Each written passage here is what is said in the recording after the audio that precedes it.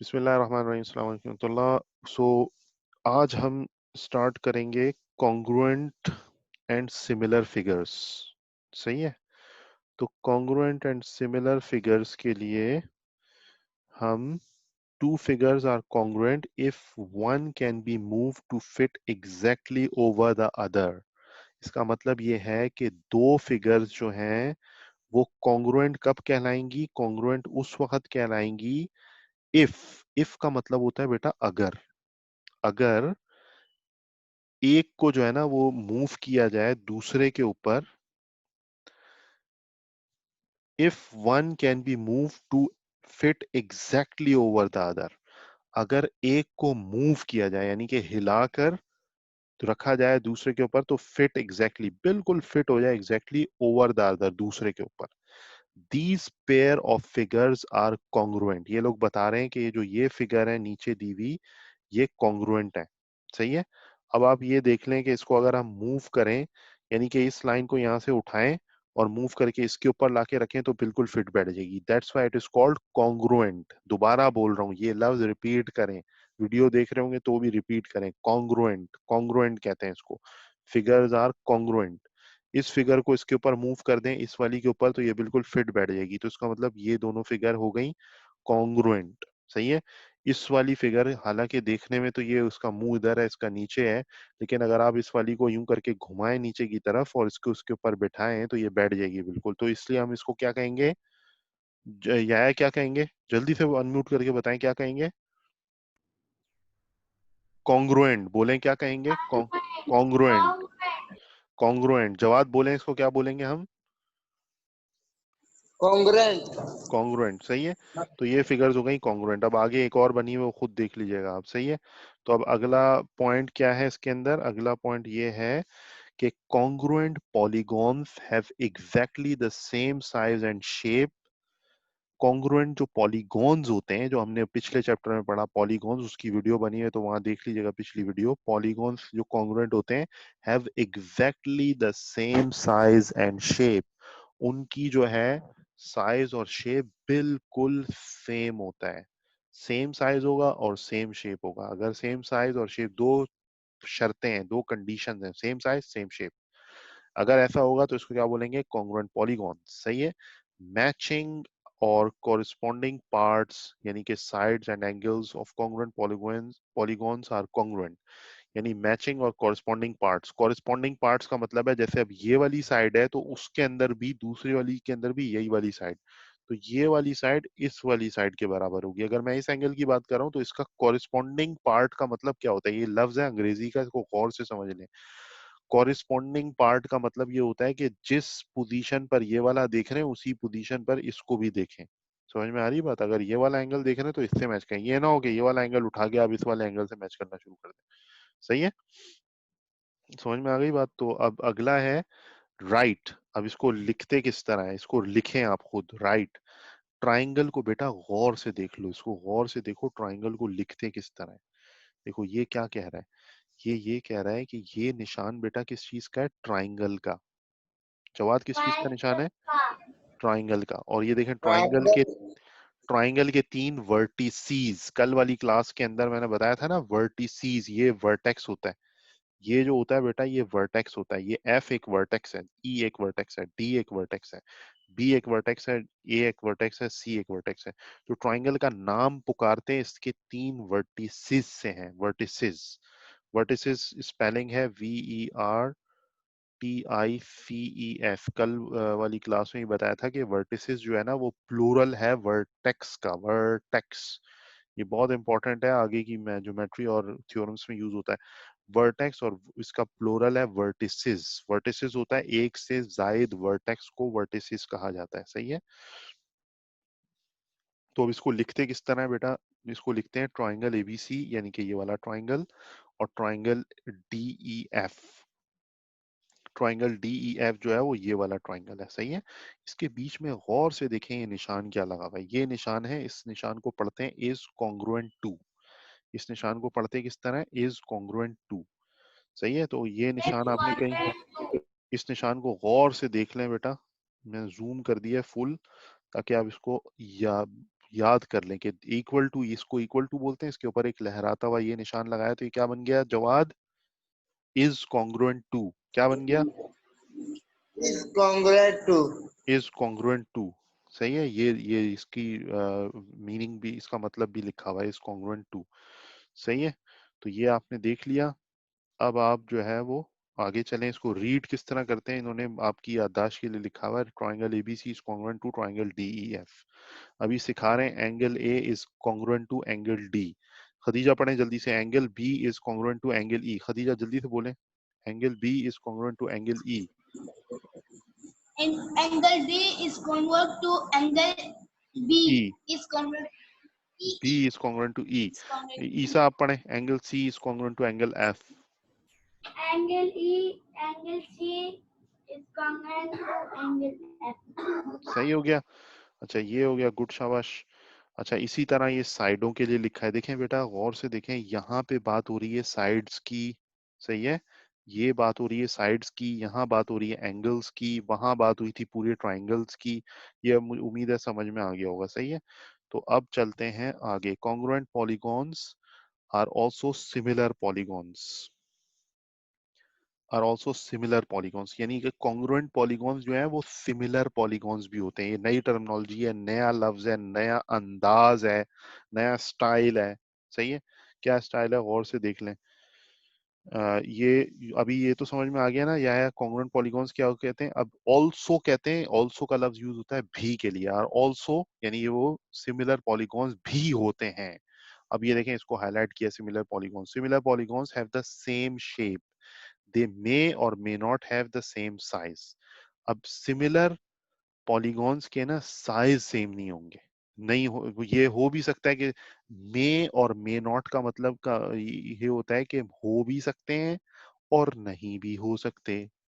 क्या मतलब हुआ जवाब, हो भी सकते हैं और नहीं भी हो सकते। सही है, तो अब देखें हो ये, भी सकते हैं और नहीं नहीं भी नहीं हो भी हो सकते। सकते। साइज, सिर्फ साइज की इन्होंने बात की है कि साइज सेम भी हो सकता है, नहीं भी हो सकता, लेकिन इधर कोई इन्होंने गुंजाइश नहीं दी। Similar polygons have the same shape, क्या लिखा है, इनकी शेप बहरहाल बिल्कुल सेम होनी चाहिए। समझ में आई बात, शेप बिल्कुल सेम होनी चाहिए, साइज हो भी सकता है सेम, नहीं भी हो सकता। तो अगर इसका साइज सेम होगा तो ये बात तो हम ऊपर पढ़ के आ चुके हैं, उसको हम कॉन्ग्रुएंट पॉलीगॉन्स कहते हैं। उसको हम क्या बोलते हैं बेटा जवाद, कॉन्ग्रुएंट पॉलीगॉन्स, क्या कहते हैं।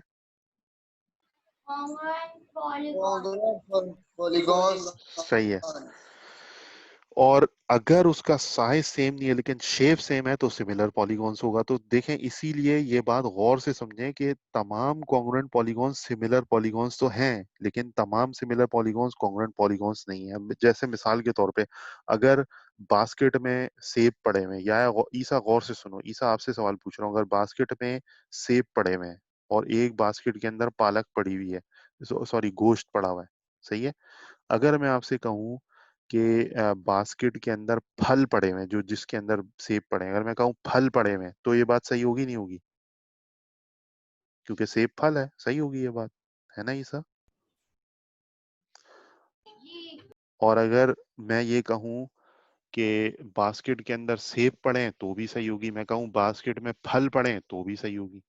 सही है, लेकिन अगर कोई और फल पड़ा हो, जैसे केले पड़े हुए हैं, तो मैं कहूं कि बास्केट में केले पड़े, सॉरी बास्केट में फल पड़े हैं तो बात सही होगी, लेकिन अगर मैं फिर कहूं बास्केट में सेब पड़े हुए हैं तो बात गलत हो जाएगी। तो सारे सेब फल होते हैं, सारे फल सेब नहीं होते। बिल्कुल उसी तरह सारे के सारे कॉन्ग्रुएंट पॉलीगॉन्स सिमिलर पॉलीगॉन्स होते हैं, लेकिन सारे सिमिलर पॉलीगॉन्स कॉन्ग्रुएंट पॉलीगॉन नहीं होते। इसकी मिसाल आपके पास नीचे मौजूद है, जल्दी से देख लें। नीचे देखें, ये वाले जो दो पॉलीगॉन है, इसके अंदर शर्त ये वाली पूरी हो रही है कि इसकी शेप और इसकी शेप बिल्कुल देखने में, आप आंखों से देख रहे हैं आपको एक जैसे लग रहे हैं ना, लेकिन आपको देखते ही पता चल रहा है कि ये बड़ा और ये छोटा। तो बड़ा छोटा हो गया। कॉन्ग्रुएंट ट्रायंगल के ऊपर शर्त क्या थी कि उनका शेप भी सेम हो और साइज भी सेम हो, तो ये यहाँ पर फिट नहीं बैठ रहा, तो ये कॉन्ग्रुएंट नहीं है। सब बोले मिलकर ये कॉन्ग्रुएंट नहीं है। क्यों नहीं है, क्योंकि इसका साइज तब्दील हो गया, एक जगह छोटा एक जगह बड़ा, तो ये कॉन्ग्रुएंट नहीं है। सही है, अब जबकि सिमिलर की क्या शर्त थी कि सिर्फ शेप एक जैसी होनी चाहिए, तो इसकी शेप तो मैच हो रही है। और उसने कहा था कि साइज में और मे नॉट, यानी कि साइज सेम हो भी सकता है, नहीं भी हो सकता, दोनों सूरतों में ये सिमिलर होगा। तो इसका मतलब इसका साइज मैच नहीं हो रहा, लेकिन शेप मैच हो रही है, इसका मतलब ये दोनों हैं। सिमिलर हैं लेकिन कॉन्ग्रुएंट नहीं है। ये बात समझ में आ गई सबको या नहीं आई? ईसा समझ में आई? आ गई। ईसा समझ में आ गई ना? तो ये बस ये बात है कि कॉन्ग्रुएंट क्या है और सिमिलर क्या है। सही है। तो अब यहाँ एक खास बात लिखी है बेटा, गौर से देखें इसको। यहाँ लिखा हुआ है, ये नया अंदाज है, देखें। सिमिलर के लिए सिर्फ और सिर्फ ये मद वाला साइन यूज होता है, ये लहराता हुआ साइन है ना, लहराती हुई लाइन, वेव, ये वेव यूज होती है। इसका मतलब है कि सिमिलर टू। इसका क्या मतलब है? इसका मतलब है इज सिमिलर सिमिलर टू। इसको पढ़ते इस तरह, is similar to, is similar to. Is similar to. सही है। ये है इज सिमिलर टू, यानी triangle GHI is similar to triangle JKL। पढ़ना सीख जाए बेटा, ये पढ़ना भी बहुत इंपॉर्टेंट है। सही है। और रीड किस तरह करेंगे उसने नीचे लिख के बता दिया, triangle GHI is similar to triangle JKL। इस तरह राइट यानी लिखेंगे, इस तरह रीड यानी कि पढ़ेंगे। सही है। आई होप समझ में आ गया होगा आपके। तो अब आगे क्या लिखा है? आगे लिखा है कि ट्राइंगल कॉरेस्पॉन्डिंग एंगल्स। अब इसके कॉरेस्पॉन्डिंग एंगल्स देख लें। एंगल G, ये है G। सही है। और इसका कॉरेस्पॉन्डिंग एंगल कौन सा है? ये वाला है। ये इसका कॉरेस्पॉन्डिंग एंगल ईसा नहीं है। इसका कॉरेस्पॉन्डिंग एंगल किसका है? ये वाला H जो है ये K का कॉरेस्पॉन्डिंग है। G जो है ये J का कॉरेस्पॉन्डिंग है। ईसा बताएं I का कॉरेस्पॉन्डिंग क्या होगा? एल। ब्यूटीफुल, माशाल्लाह, ऑसम। इसका मतलब आप सुन रहे थे। गुड, शाबाश। सही है। अच्छा, find the corresponding sides and corresponding angles of the given congruent triangles. अब इसकी हमें कॉरेस्पॉन्डिंग साइड पता करनी है और कॉरेस्पॉन्डिंग एंगल पता करने हैं। और ये बता दिया इसने, एक मालूमात दे दी है, of the given congruent triangles. ये बहुत बड़ी बात लिखी है, इसका मतलब इसने बता दिया ये दोनों क्या हैं, ट्राइंगल दोनों क्या हैं, कॉन्ग्रुएंट हैं, ये उसने बता दिया। सही है। तो अब इसका सवाल सिंपल सा है। आरपी, आरपी क्या है? ये आरपी जो है उसके ऊपर, हाँ ये अब आ गया आप लोगों का टेस्ट। खदीजा, आपका सवाल है, ये बताओ ये क्या है? जी। ये क्या है? पढ़ो इसको, पढ़ोगे किस तरह? कौन सा? इसको पढ़ो, ये क्या आरपी। लिखा है? ये गलत हो गया ना। अब ईसा इसको पढ़ के बताओ। ईसा जल्दी पढ़ो बच्चा। अच्छा, ईसा छोड़े आप, या आप पढ़े। आरपी। नहीं बेटा, आरपी तो खुदैजा ने कहा था। उसामा बता दे, बता दो, जल्दी बताओ उसामा। आरपी क्या? नहीं, ये वो नहीं, जो इतने आगे। लाइन सेगमेंट है। नहीं है, नहीं लगाना था, बोलना था लाइन सेगमेंट आरपी। किसने बोला ये? मैंने, उसामा ने। उसामा लाइन सेगमेंट आरपी बोले, line segment RP. Line segment RP. सही है। ये क्या है याहिया? ये है लाइन सेगमेंट आर क्यू। आप जबान सीखें भाई, मैथ्स की जबान सीखें, मैं वही सिखाना चाह रहा हूँ आपको। ये पहली क्लास के अंदर वो जो पहली वीडियो रिकॉर्ड हुई थी उसमें लाइन, लाइन सेगमेंट, रे, ये पढ़ाया था। इसलिए पढ़ाया था कि अब आप इसको दूसरी नजर से देखें। आम आदमी देखेगा बोलेगा PQ, उसके ऊपर डैश लगा हुआ है, ऐसे बोलेगा। आपने इसको पढ़ा है, आपको इसकी जबान समझ में आनी चाहिए। ज्योमेट्री की जबान में इसको बोलेंगे लाइन सेगमेंट PQ। अच्छा, ईसा बताएं इसको ज्योमेट्री की जबान में कैसे पढ़ेंगे? ये क्या लिखा हुआ है?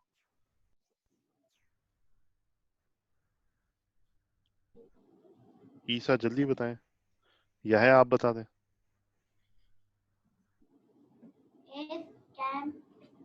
हाँ हाँ सही है। इज, आगे बोलें, भले गलत बोलें लेकिन बोलें बेटा। Is is is congruent to, congruent. Is congruent to, is congruent to, यानी कि line segment PQ is congruent to. Khadija ये बताएं ये क्या लिखा हुआ है? खदीजा पढ़ें जल्दी से। Is congruent to. दोबारा पढ़ें, आवाज नहीं आई। is congruent to बेटा ये भी तो है कुछ।